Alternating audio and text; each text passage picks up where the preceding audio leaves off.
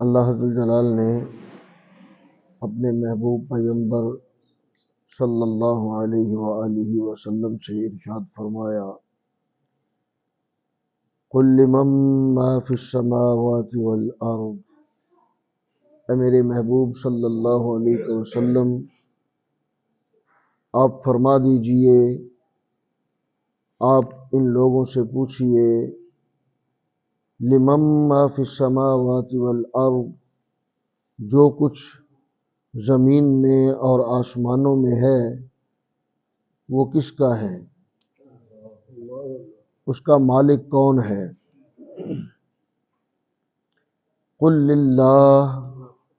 آپ پھر خود ہی انہیں فرما دیجئے کہ وہ سب اللہ کا ہے۔ سبحان اللہ، یہ خود ہی اللہ ذو الجلال فرما رہا ہے کہ سوال کیجئے، اور خود ہی فرما رہا ہے کہ آپ یہ جواب بھی دیجئے، کیونکہ ظاہر ہے کافروں کے سامنے جب یہ سوال رکھا جائے گا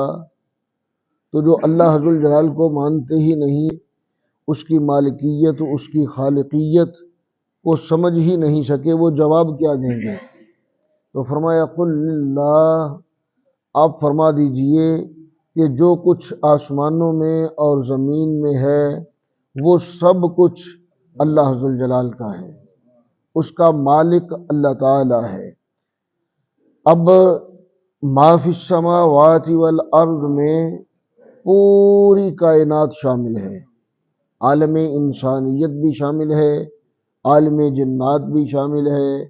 تمام مخلوقات اور پوری کائنات اس میں شامل ہے۔ تو پوری کائنات، جو کچھ وجود میں آیا، جو کچھ تخلیق ہوا، جو کچھ بنا، وہ تمام اللہ ذو الجلال کی ملکیت ہے، اور جو مالک ہوتا ہے وہ اپنے مملوک پر، اپنی ملکیت پر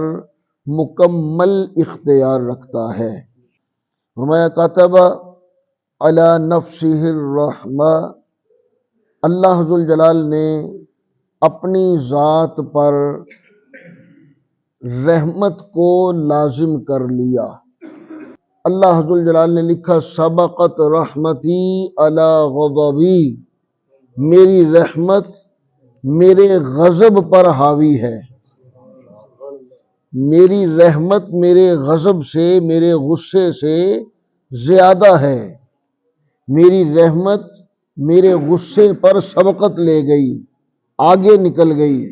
سبقت کا لفظی معنی ہے آگے نکل جانا، آگے نکل گئی، سبقت لے گئی۔ تو فرمایا کہ میری رحمت میرے غصے پر زیادہ ہے، سبقت لے گئی۔ تو اللہ ذو الجلال کی رحمت اس کے غصے سے زیادہ ہے، تو جس کی رحمت زیادہ ہے، غصہ کم ہے، ظاہر ہے اس کی شان رحمت کا اظہار زیادہ ہوگا۔ لَيَجْمَعَنَّكُمْ إِلَى يَوْمِ الْقِيَامَةِ لَا رَيْبَ فِيهِ، کہ ضرور تمہیں قیامت کے دن اکٹھا کیا جائے گا، جمع کیا جائے گا، جس دن میں کوئی شک نہیں ہے، قیامت کے آنے میں کوئی شک نہیں ہے۔ اذا وقعت الواقعہ، اس نے واقع ہونا ہی ہے، اس نے آنا ہی آنا ہے، قیامت کو آنے سے نہ کوئی روک سکتا ہے، اور پوری کائنات انکار بھی کرے تب بھی قیامت آ کر رہے گی، اس لیے کہ اللہ ذو الجلال کا اعلان ہے،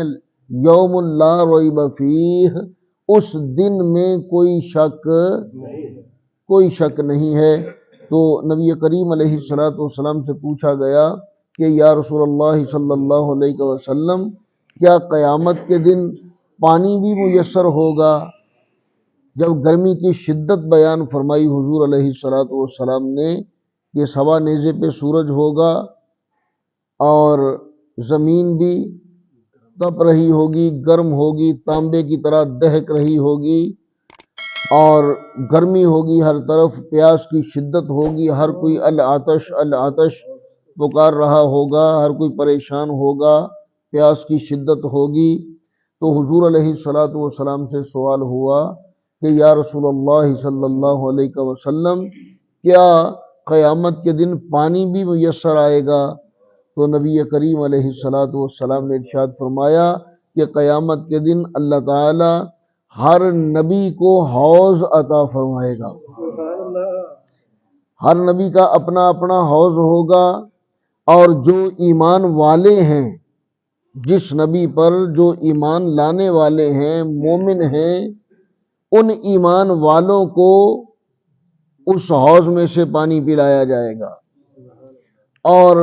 فرمایا کہ ان حوضوں پر ہزاروں فرشتے وہ نور کی چھڑیاں لے کر کھڑے ہوں گے، اور جو کافر ہیں، جو اللہ ذوالجلال کا انکار کرنے والے ہیں، جو مشرک ہیں، فرمایا ان میں سے کسی کو ان حوضوں کے پاس بھی نہیں پھٹکنے دیں گے، انہیں حوضوں سے دور کریں گے۔ تو فرمایا کہ جس طرح ہر نبی کا حوض ہوگا، اسی طرح میرا بھی حوض ہوگا۔ اور حضور علیہ الصلوۃ والسلام فرمایا کہ مجھے امید ہے کہ سب سے زیادہ لوگ، سب سے زیادہ پانی پینے والے، سب سے زیادہ لوگ میرے حوض پر ہوں گے، اور سب سے زیادہ لوگ میرے حوض کے پانی سے سیراب ہو رہے ہوں گے، پانی پی رہے ہوں گے، اور میں سب کو پانی پلا رہا ہوں گا۔ تو فرمایا کہ قیامت کے دن کے آنے میں کوئی شک نہیں ہے، وہ آنا ہی آنا ہے، اور کامیاب اس دن وہی ہوگا جس نے اس دن کی تیاری کر رکھی ہوگی۔ فرمایا الذین خسروا انفسہم، تو جن لوگوں نے اپنی جانوں کو گھاٹے میں ڈالا، نقصان میں ڈالا، خسارے میں ڈالا، فہم لا یؤمنون، وہ ایمان نہیں لائے، یعنی ایمان نہ لا کر، کفر کر کے جنہوں نے خود کو گھاٹے میں ڈالا، نقصان میں رکھا،